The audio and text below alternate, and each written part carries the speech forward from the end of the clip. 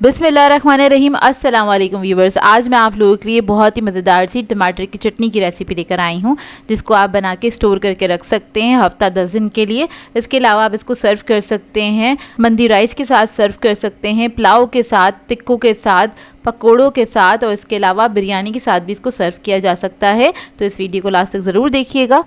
अगर आप मेरे चैनल पर नए हैं तो मेरे चैनल को सब्सक्राइब करें, साथ साथ ऑल नोटिफिकेशन को क्लिक करें। इससे आने वाली मेरी हर नई वीडियो की नोटिफिकेशन आपको सबसे पहले मिलेगी। वीडियो अच्छी लगे तो लाइक एंड शेयर करना ना भूलें।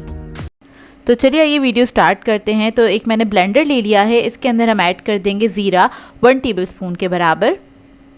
कुटी हुई लाल मिर्च ऐड करेंगे इसमें 1 टेबल स्पून। नमक ऐड करेंगे इसमें 1 टीस्पून। अदरक ऐड करेंगे इसमें 2 टेबलस्पून के बराबर। लहसुन ऐड करेंगे इसमें 2 टेबलस्पून। हरी मिर्ची ऐड करेंगे इसमें 4 से 5 अदद। टमाटर ऐड करेंगे एक बड़े साइज़ का, इसको मैंने छोटी पीसेस में कट कर लिया था।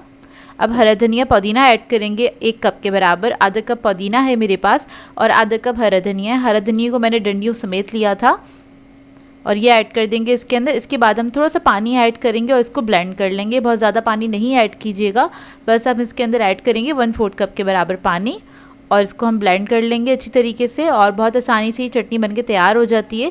इसको बना के आप पहले से भी रख सकते हैं, स्टोर भी कर सकते हैं और ये बहुत सारी चीज़ों के साथ सर्व की जा सकती है, जो कि बहुत ही मज़ेदार बनती है। बस इसको हमने ब्लेंड कर लेना है। तो देखिए बस मिनटों में हमारी चटनी रेडी हो गई है।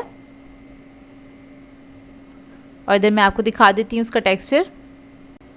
तो ये देखिए कितनी थिक सी चटनी बनके तैयार हुई है। बहुत ही मज़ेदार ये चटनी बनके तैयार होती है। आप ज़रूर इसको ट्राई कीजिएगा और अपना फ़ीडबैक ज़रूर दीजिएगा। और इसको आप किसी भी एयर टाइट जार में करके रख सकते हैं फ्रिज के अंदर। और अगर आप इसको बहुत दिनों के लिए स्टोर करना चाहते हैं तो इसको आप फ्रीज़ भी कर सकते हैं। आई होप आपको ये सिंपल सी रेसिपी अच्छी लगी हो। सो व्यूअर्स, अगर आप लोगों को मेरी रेसिपीज़ अच्छी लगती हैं तो मेरे चैनल को सब्सक्राइब करें, लाइक करें, कमेंट ज़रूर किया करें, शेयर भी ज़रूर किया करें अपने फ्रेंड्स के साथ, फैमिली के साथ। तो मुझे अपनी दुआ में याद रखिएगा। अल्लाह हाफ़िज़।